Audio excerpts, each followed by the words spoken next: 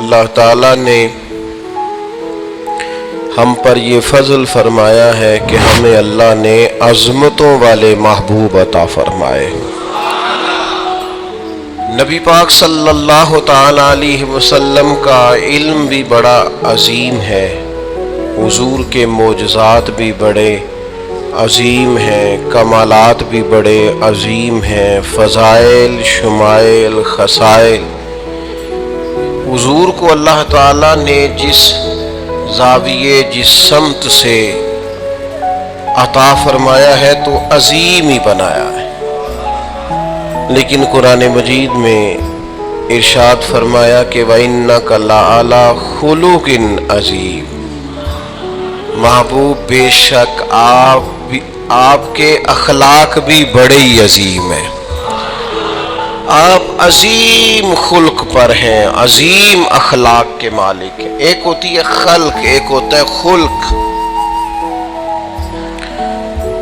خلق کہتے ہیں انسان کی ظاہری تخلیق کو، اس کی ظاہری خد و خال کو، صورت کو، اور خلق کہتے ہیں اس کے باطنی اوصاف کو، اس کی سوچ کو، اس کی نرم دلی کو، اس کے اچھے جذبات کو، اس کے خلوص کو، اس کی عاجزی کو، اس کی محبت کو، اس کی للہیت کو، اس کے باطن کے اندر جو لوگوں کے لیے اچھے جذبات ہوتے ہیں، اس کو خلق کہتے ہیں۔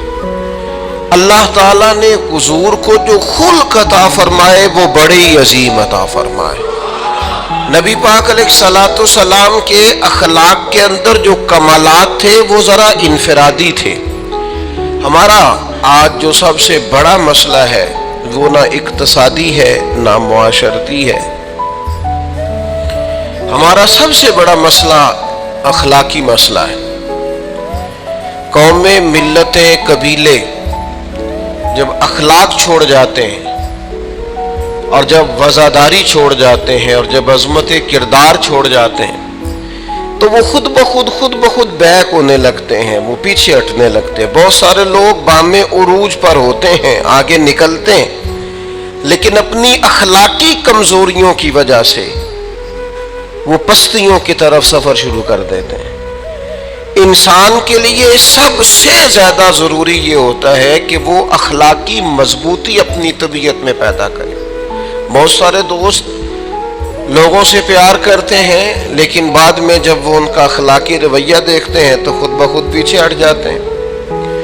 ایک ہوتا ہے دوست کا ہونا، احباب کا ہونا، ایک اپنے قریبی لوگ بھی، بہن بھائی بھی اور اولاد بھی انسان کی اخلاقی کمزوریوں کی وجہ سے اس سے پیچھے ہو جاتی ہے۔ جب تک رویے میں، مزاج میں اخلاقی بلندی پائی جاتی ہے، نبی پاک صلی اللہ تعالی علیہ وسلم نے فرمایا تم میں سے بہترین مسلمان وہ ہے جس کے اخلاق زیادہ اچھے ہیں، جس کی عادات زیادہ عمدہ ہیں، جو عظمت کردار کا حامل ہے۔ مزاج میں وفاداری ہونی چاہیے، مزاج میں خیر خواہی ہونی چاہیے۔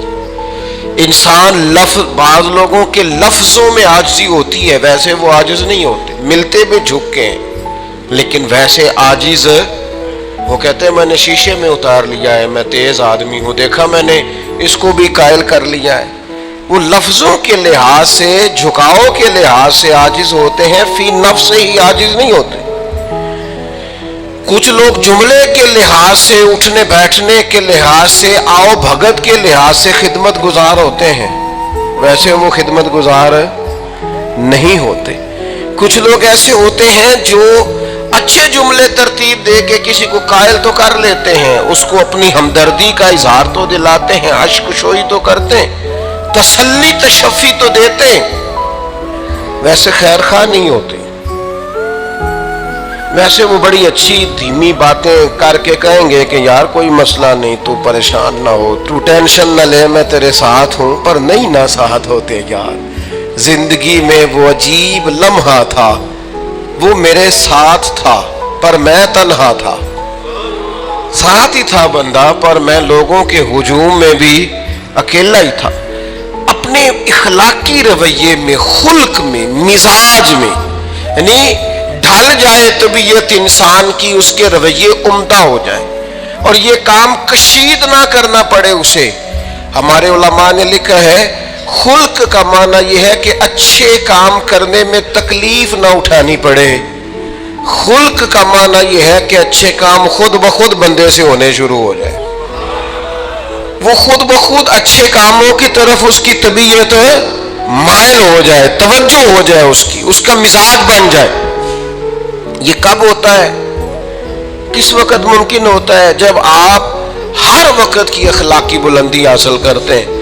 نبی پاک صلی اللہ تعالی علیہ وآلہ وسلم کا ایک طریقہ تھا کہ حضور کے مزاج میں اخلاق. بعض لوگ ایسے ہوتے ہیں جو بعض اوقات ایسی حرکت کرتے ہیں، ہوتے ہیں لوگ جو ایسی حرکت کرتے ہیں کہ سخت رد عمل کی ضرورت ہوتی ہے. بندے کا دل کرتا نرا ڈانٹے نہ، ڈنڈا بھی پکڑ لے. کرتے ہیں بعض اوقات بعض دوست ایسے کام.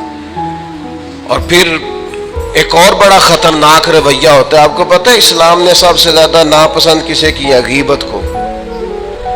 آپ کسی کے خلاف، کسی کے قبیلے گھر کے خلاف کسی کونے میں کھڑے ہو کے بات کریں،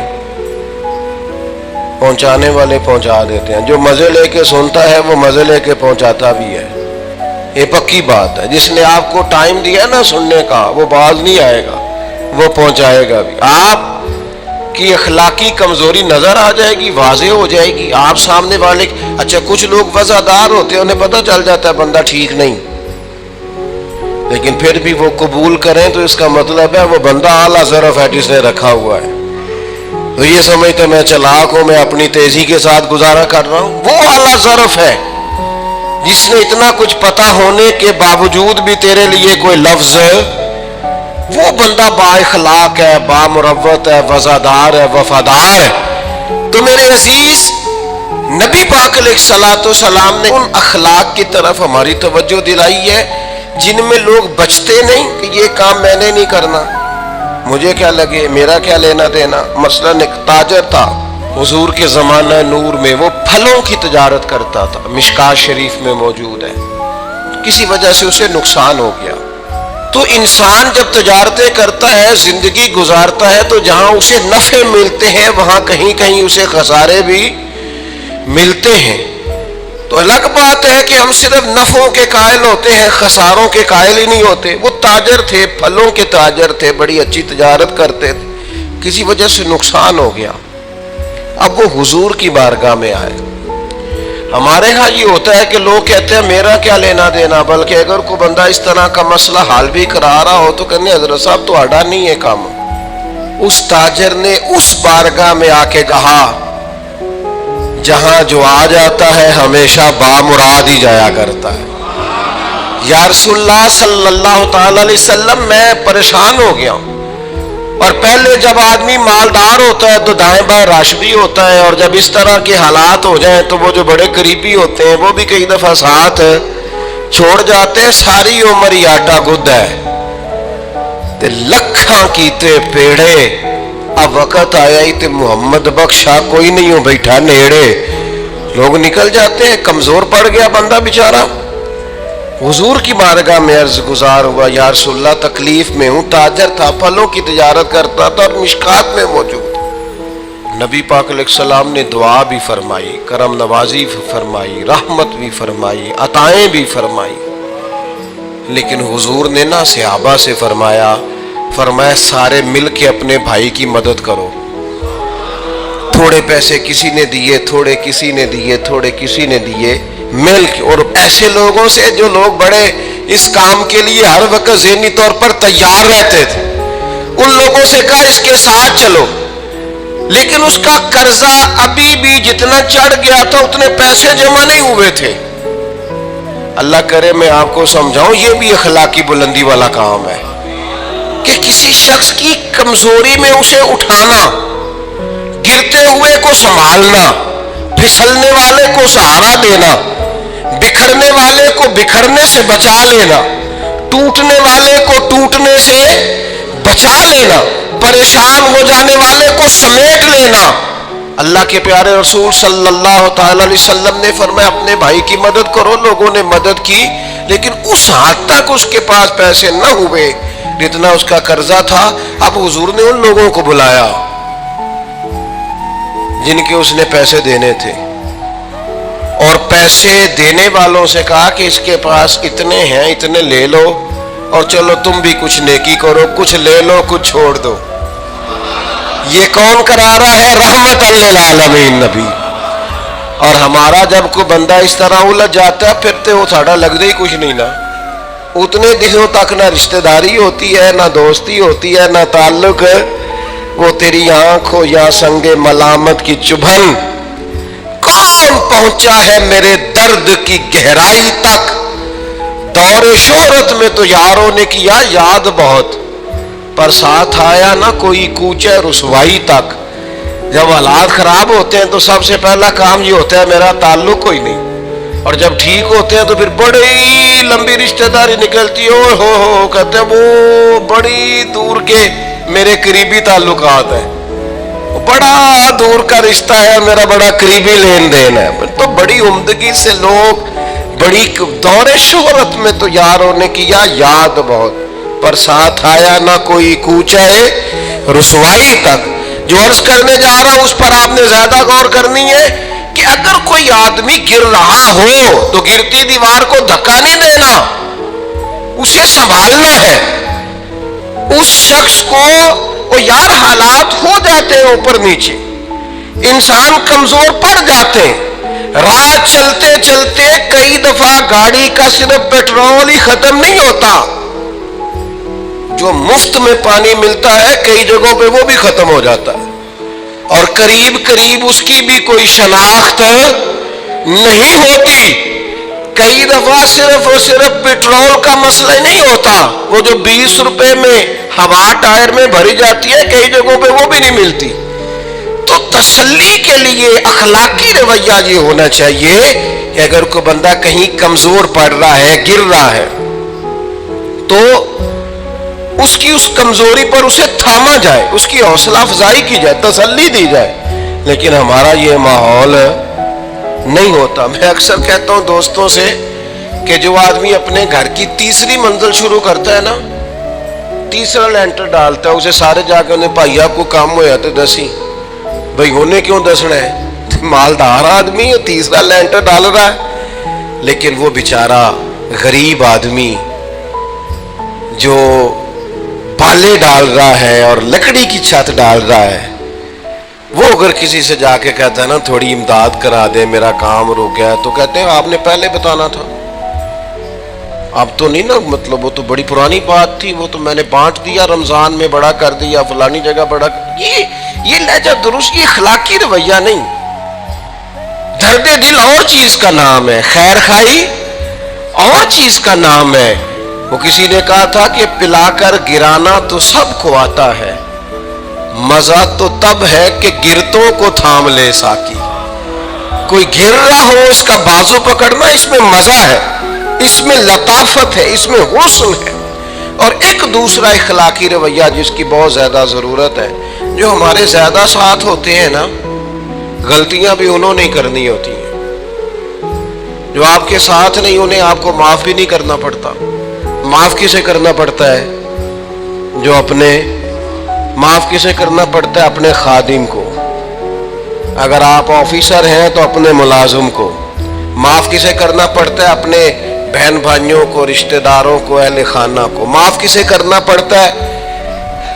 اپنے شاگردوں کو, ارادت مندوں کو, دوست احباب کو, اپنوں کو معاف کرنا ہوتا ہے. کسی کے ساتھ آپ کا کئی دفعہ دوست آ جاتے ہیں, میں عمرے پہ جا رہا ہوں, کوئی غلطی ہوئی تو معاف کر دینا, تو میں کہتا ہوں مجھ سے آپ کیا معافی مانگیں گے, آپ ادب سے مل کے چلے جاتے ہیں. جن کے ساتھ آپ کا اٹھنا بیٹھنا ہے ان سے معافی مانگیں. جو زیادہ قریب رہیں گے غلطیاں بھی تو وہی کریں گے نا, جو روز مانتے ہیں, کسی وقت سستی بھی دکھاتے ہیں. تو معاف تو کرنا ہوتا ہے اپنوں کو. ایک خاص بات کروں آپ سے, بیٹیوں کو معاف نہیں کرنا پڑتا, معاف بہو کو کرنا پڑتا ہے. کر کے تو دیکھو نا یار. ایک معیار ہے بیٹی کے لیے, وہ بیاہ کے کسی جگہ گئی ہے, اس کی شکایت آئی ہے, تو ہمارا جواب یہ ہے کہ ابھی بچی ہے، سیکھتے سیکھتے سیکھ جائے گی. یہ جواب بنائیں بہو کے لیے. اگر وہ غلطی کرے، اس کی ساس شکایت کرے، اس کا خامن شکایت کرے، تو یہ بہو کے لیے بولیں کہ ابھی بچی ہے، سیکھتے سیکھتے. یہ بہو کے لیے بات کریں کہ بچی ہے، سیکھتے سیکھتے. یہ بہو کے لیے ضرورت ہے اس کی. بیٹی کے لیے تو اس کی ضرورت ہے. بیٹی غلطی کرے تو اس کے وکیل بن جاتے ہیں. ساری زندگی ساس سسر اپنی بیٹی کے وکیل رہتے ہیں اور اپنی بہو کے جج بنے رہتے ہیں. اس کے لیے فیصلے سناتے ہو، اس کی وکالت کرتے ہو. یہ بیٹی نہیں کسی کی، اس کے جج بن گئے ہو، اس کے حق میں فیصلوں کا اعلان ہے، اس کے لیے وکالتوں کا اعلان ہے. چھ معنی دار. مسلمان کا یہ اخلاقی رویہ نہیں ہوتا. نبی پاک علیہ الصلوۃ والسلام نے ہمیں سبق دیا ہے، جو قریب رہنے والے ہیں انہیں تو معاف کرنا ہے، دوسرے کو تو معاف کرنا ہی نہیں پڑتا. اپنوں کو ہی تو معافی کی ضرورت ہوتی ہے، چونکہ اپنوں نے ساتھ رہنا ہے. حضرت انس بن مالک رضی اللہ تعالیٰ عنہ یہ بڑے خوش نصیب خوش بخت انسان ہیں. کہتے میری اماں خود مجھے حضور کی بارگاہ میں چھوڑ گئی تھی کہ یا رسول اللہ یہ آپ کی خدمت کرے گا. کہتے میں نے 10 سال حضور کی نوکری کی ہے، نبی پاک نے کبھی اوف بھی نہیں کہا. بلکہ بخاری مسلم میں ایک انوکھی بات موجود ہے. فرماتے ہیں مجھے ایک دن حضور نے فرمایا جا یہ کام کر کے آ.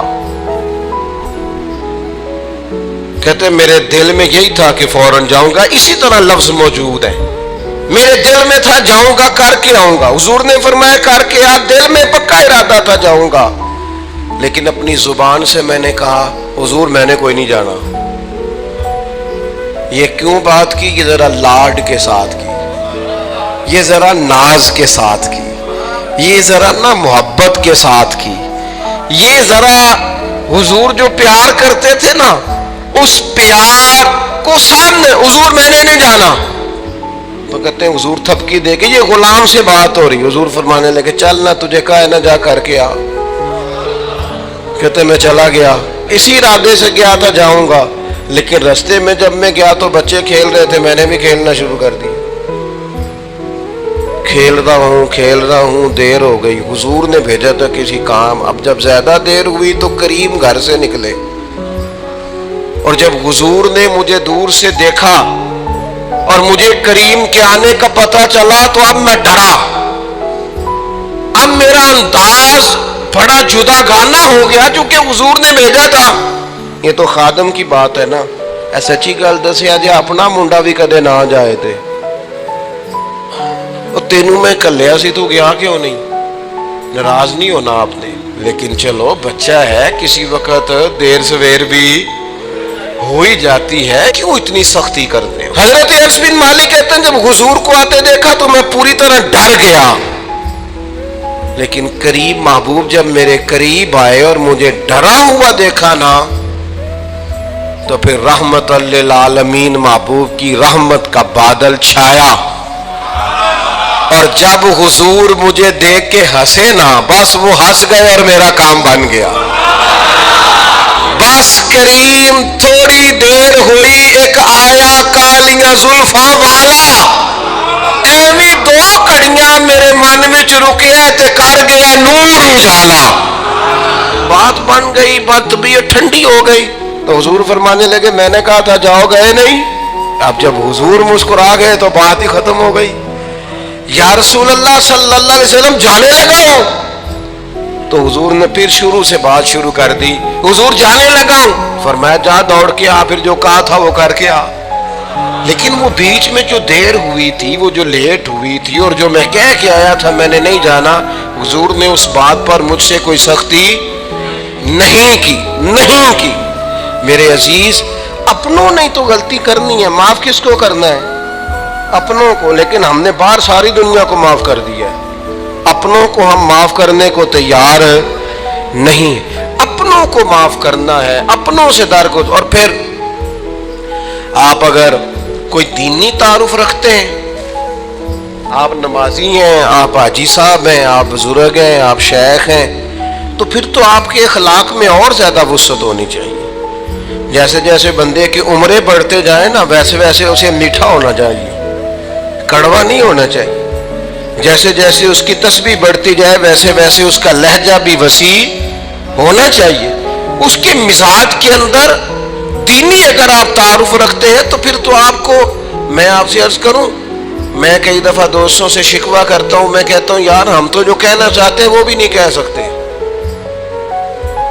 ہم تو سونا چاہتے ہیں ڈھب سے سو نہیں سکتے، ڈھونڈتے پھرتے ہیں جگہ ملے کوئی آرام کرنے کو۔ کیوں؟ اس لیے کہ دینی تعارف رکھتے ہیں۔ آپ نے وہ دعویٰ ہی نہیں کرنا تھا، یہاں تے چٹی چادر لا دینا کڑیے تے پین فقیران دی لوئی، چٹی چادر تے پھر داغ لگیندا ہی تے لوئی نو داغ نہ کوئی۔ جب آپ کا دعویٰ ہے کہ ہم نے کام کرنا ہے اور بڑی اوپر والی سطح پہ کرنا ہے تو پھر آپ آرام ڈھونڈتے پھریں، پھر آپ قرار ڈھونڈتے پھریں، تو یہ تو دو باتیں ہو گئی، ایک بات کرنی پڑے گی۔ دینی تعارف رکھنے والے آدمی نے اگر اس نے دین سکھانا ہے اپنے بچوں کو، اپنے گھر والوں کو، تو حسن اخلاق سے سکھائے گا۔ وہ اگر ڈنڈا پکڑ لے ہر وقت، سختی بھی کریں جہاں ضرورت ہو، لیکن اگر اس کا لہجہ ہی ہمیشہ کے لیے تلخ ہو جائے گا تو وہ کبھی بھی دین سکھانے میں کامیاب۔ انسان بہت سارے دینی غلطیاں کرتے ہیں، میں بہت سارے لوگوں کو دیکھتا ہوں وہ اس طرح تنقید کر رہے ہوتے ہیں جیسے انہوں نے پہلے اسے پورا درس نظامی پڑھایا ہے، اصول پڑھائے ہیں، تو اب غلطی کر رہا ہے تو تنقید کر رہے ہیں۔ بھئی عام آدمی ہے، اس سے غلطی ہوگی، بڑی اہم بات بھی، بہت بڑا آدمی بنیادی بات سے بھی کسی وقت ناآشنا ہو سکتا ہے، لیکن آپ کے لہجے میں سختی ہے، آپ بات کرتے ہیں تو تلخ کرتے ہیں، آپ سے کوئی دینی کلام کیا جاتا ہے تو آپ سخت ہیں۔ دینی لوگوں کو چاہیے کہ وہ دین سکھائیں تو اس میں بہت زیادہ اخلاق کا خیال رکھیں۔ غلطیاں کریں گے لوگ، اگر آپ عالم ہیں اور آپ کے پاس کوئی دینی معلومات ہے تو پھر آپ کو اس کی خوبصورتی کا بھی پتہ ہونا چاہیے۔ آپ نے حضرت معاویہ بن حکم رضی اللہ تعالیٰ عنہ کہتے ہیں میں نے حضور کی مسجد شریف میں نماز پڑھی تو ایک شخص کو نا چھینک آئی، یہ بھی بخاری مسلم میں موجود، تو میں نے نماز میں کہہ دیا یرحمک اللہ، یہ چھینک آنے کا جواب ہوتا ہے، میں نے یہ نماز میں کہہ دیا، تو بہت سارے لوگ مجھے گھورنے لگ گئے، کچھ نے اپنے ہاتھ بھی مارے زانوں پر کہ یہ کیا کر رہے ہو، نماز میں بول رہے ہو۔ فرماتے ہیں نماز مکمل ہوئی اور یہ لفظ ہے حضرت معاویہ بن حکم رضی اللہ تعالیٰ عنہ کے، فرمانے لگے قسم اللہ کی میں نے حضور سے بہتر سمجھانے والا نہ پہلے کبھی دیکھا ہے نہ بعد میں کبھی دیکھا۔ فرماتے نہ حضور نے مجھے مارا نہ ڈانٹا، بلکہ جس طرح ایک بچے کو گویا ٹریٹ کیا جاتا ہے، سمجھایا جاتا ہے، حضور فرمانے لگے اللہ کے بندے نماز میں کوئی اور بات نہیں کرنی چاہیے، صرف اللہ کی تسبیح پڑھنی چاہیے، اس کے اسماء کا ذکر کرنا چاہیے یا قرآن پاک پڑھنا چاہیے۔ نماز میں کوئی اور کلام کرنے کی اجازت نہیں ہے۔ ہمارے یہاں لوگ دینی مسئلہ سمجھاتے ہیں تو اتنا ان کے مزاج میں تلخی ہوتی ہے بعض اوقات، اللہ ماشاءاللہ کچھ لوگوں کی طبیعت اتنی کرخت ہوتی ہے، بچہ نماز پڑھ رہا ہے اور حاجی صاحب اس کے ساتھ کھڑے نماز پڑھ رہے ہیں، لیکن وہ اس کو کھڑا کر رہے ہیں تو یوں کندھے سے ہلا کے، تینوں آج تک نہیں پتا نماز ہے کہ یا دین سکھا رہے ہیں۔ یہ اخلاقی رویہ دین سکھانے کا، یہ لب و لہجہ دین سکھانے کا، قطعاً ایسا کوئی کام نہ کریں۔ میں تو یہ مدارس کے اساتذہ سے بھی کہتا رہتا ہوں، میں کہتا ہوں نبی پاک نے کبھی کسی کو نہیں مارا، آپ بچوں کو ڈانٹیں کریں کچھ، لیکن وہ رویہ آپ اختیار نہ کریں جس کی دین اجازت نہیں دیتا۔ تو اخلاقیات میں ان چیزوں کا ضرور خیال کریں۔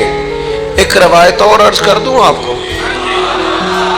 حضرت جابر بن عبداللہ رضی اللہ تعالیٰ عنہ فرماتے ہیں میرے والد احد میں شہید ہو گئے تھے، میرے ذمے بہنوں کا بوجھ بھی تھا اور قرضہ بھی تھا۔ اللہ کے محبوب علیہ السلام نہ مختلف طریقوں سے مختلف انداز میں میرے اوپر کرم نوازیاں فرماتے، نوازنے کا طریقہ، آپ نہ کسی کو نوازیں بہانے سے۔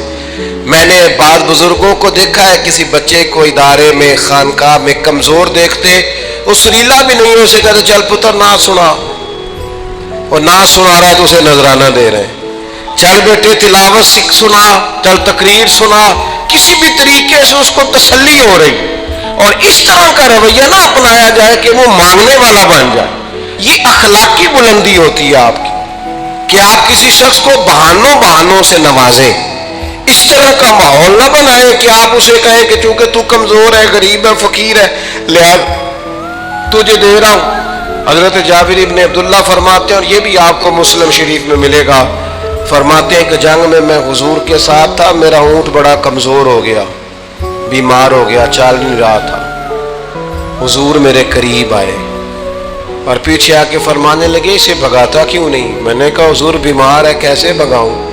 تو نبی پاک نے نا اونٹ کو ایک درہ لگایا اور گویا پیغمبر اعظم نے حکم دیا، نبی رحمت نے، نبی اکرم نے حکم دیا، فرمایا اونٹ بھاگتا کیوں نہیں؟ وہ جو سب سے پیچھے تھا وہ سب سے آگے نکل گیا۔ واہ کیا جود و کرم ہے شہ بطحا تیرا، اور نہیں سنتا ہی نہیں مانگنے والا تیرا۔ سرکار نے حکم دیا، وہ اونٹ سب سے آگے نکل گیا۔ اب حضور گھوڑا دوڑا کے آگے آئے، فرمانے لگے جابر یہ اونٹ میرے ہاتھ بیچ نہیں دیتا؟ وہ بیمار تھا، حضور کے حکم سے بھاگا ہے، فرمایا بیچ نہیں دیتا؟ کہا نہیں یا رسول اللہ پیسے ہی رکھ لیں۔ فرمایا نہیں میں پیسے دوں گا۔ یا رسول اللہ آپ کا یہ ہے؟ فرمایا نہیں آپ قیمت بتائیں۔ حضور ٹھیک ہے اتنے کا اونٹ ہے، میں مدینہ طیبہ جا کے آپ کی خدمت میں پیش کر دوں گا۔ حضرت جابر ابن عبداللہ فرماتے ہیں حضور نے مجھ سے اونٹ خریدا،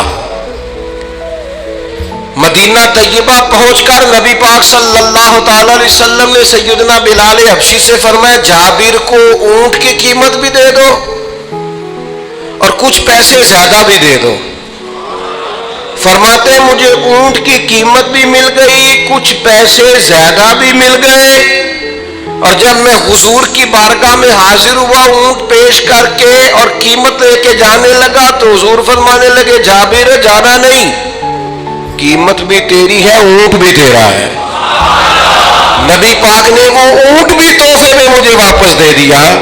یہ اخلاقی رویے کی بلندی کہ کسی شخص کی غربت میں اسے نوازنا، لیکن اس طرح کا نوازنا کہ اسے محسوس نہ ہو کہ مجھے امداد دی جا رہی ہے۔ تو اپنے ان چند ایک اخلاقی رویوں پر ضرور توجہ کریں۔ ایک تو سب سے جس کو آپ دیکھیں کمزور ہو گیا ہے، گر رہا ہے، پریشان ہے، اس کا ضرور خیال کریں۔ لوگ بڑے بڑے تیز دوڑتے ہیں، کسی جگہ پھر گر بھی جاتے ہیں، گرتے ہوئے کو سنبھالنے کی کوشش کریں۔ دوسری گزارش یہ کی ہے میرے عزیز، جو ہمارے قریبی لوگ ہیں انہیں تو ہم نے معاف کرنا ہے، اپنوں کو ہی تو ضرورت ہوتی ہے کہ درگزر کر کے اپنے ساتھ رکھا جائے، پیار کر کے اپنے قریب کیا جائے۔ اور تیسری گزارش یہ ہے کہ اگر آپ کسی کو دینی پیغام دینا چاہتے ہیں تو نہایت محبت کے ساتھ، نہایت خلوص کے ساتھ دینی مسئلہ آپ کسی کو بھی بتائیں تو اسے چھوٹا بچہ سمجھ کر آپ ڈیل کریں، شدت نہ اختیار کریں دین بتانے میں، وہ لہجہ اختیار نہ کریں جس لہجے میں محسوس ہو کہ آپ خود بااخلاق نہیں ہیں تو آپ کسی کو کیا سمجھائیں گے۔ اور چوتھی گزارش یہ کی ہے جب کسی کی مدد کریں اسے رسوا کر کے نہیں، کسی کی پھیلی جھولی دیکھ کر خوش ہو کے نہیں، بلکہ آپ اعزاز بھی اس شخص کو عطا کریں اور رویہ اس طرح کا اختیار کریں جس میں محسوس ہو کہ اس کی عزت نفس مجروح نہیں ہوئی۔ ان چیزوں کو پیش نظر رکھ کے جب اخلاقی بلندی ہم حاصل کریں گے نا، ایک میں اور بات بڑی ضروری آپ کی خدمت میں عرض کروں، جو آدمی بھی اپنے آپ کو بڑا سمجھتا ہے، وہ مالی طور پہ بڑا ہے، علمی طور پر بڑا ہے، عہدے کے طور پہ بڑا ہے، قبیلے کے طور پہ بڑا ہے، خاندان میں بڑا ہے، وہ کسی بھی مقام پر کسی بھی انداز میں بڑا ہے، اللہ نے فضل کیا وہ بڑا ہو گیا، اسے سمجھ آ گئی ہے کہ کچھ لوگ میری بات سنتے ہیں، میرا فیصلہ مانتے ہیں، تو وہ اچھی طرح سمجھ لے کہ اگر وہ اللہ کے فضل سے اسے کوئی موقع مل گیا بڑا ہونے کا تو وہ اپنے اخلاق کو بڑا کرے، پھر اپنے کردار کو بڑا کرے، پھر اپنے حوصلے کو، ظرف کو اور اپنے ذہن کو بڑا کرے، اس لیے کہ آپ اپنے کردار کی اور حوصلے کی بنیاد پر بڑے بنیں گے صرف یہ کہ 2-3 آپ کے نام کے ساتھ القابات لگ جائیں اور چند لوگ آپ کو سلوٹ کرنے لگ جائیں، اس سے نہیں پتہ چلے گا کہ آپ بڑے ہیں۔ کردار و عمل سے خوشبو آئے گی تو پتہ چلے گا آپ کتنے بڑے ہیں۔ اللہ تعالی ہمیں سمجھنے کی توفیق عطا فرمائے۔